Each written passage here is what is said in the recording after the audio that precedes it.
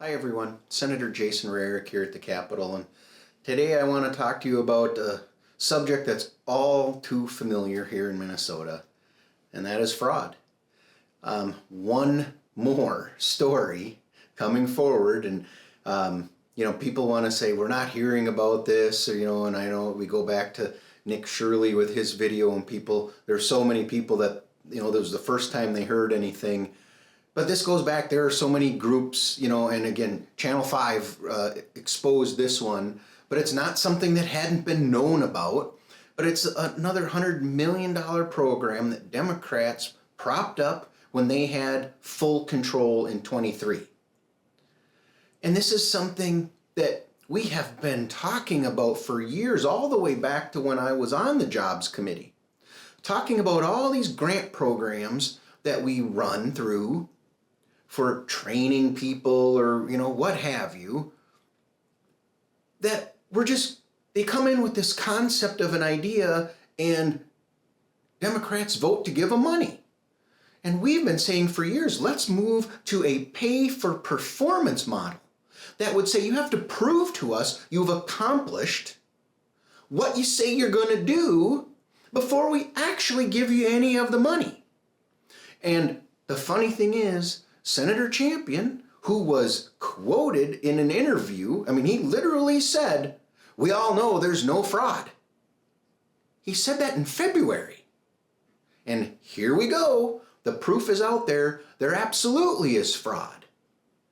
And this is exactly what we've been saying. When you just hand out money to these groups who are saying, we have got this program and it'll work so good, help us get it started.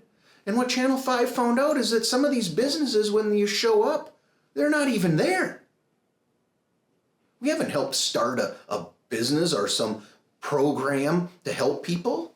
We just put money into the pockets of individuals. And it's what we've been trying to tell people for years and trying to tell Democrats on these committees.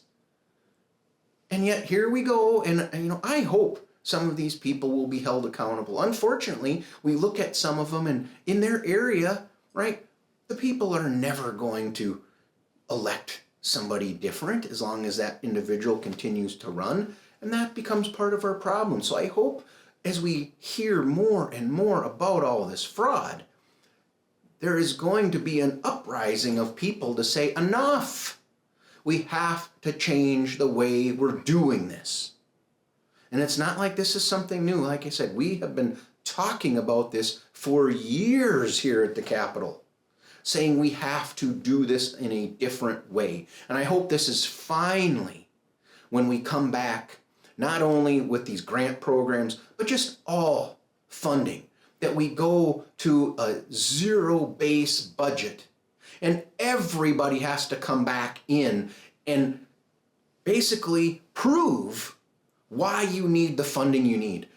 40% increase in state agency funding in 23. And yet now, even when they say, well, we need one more person to administer a program, it's another $160,000 a year that they need. They didn't receive enough new funding for these, or they can't re-maneuver people around. So it's not just these outside groups, it's state agencies as well. And the people of Minnesota are just sick and tired of it. Again, go back to the people know they need to pay taxes. The state needs to operate, counties need to operate, schools need to operate. They just want to know their money is being used wisely. And right now, I just don't know that anybody in Minnesota can truly believe that their state tax dollars are being used wisely. Hopefully, enough of these stories are out there and we will change the way we're doing this. And people actually start listening when people start raising these red flags. And it doesn't take news stories 2, 3, 4 years later exposing the fraud. We'll listen on the front end saying, this is ripe for fraud, we need to put guardrails in place.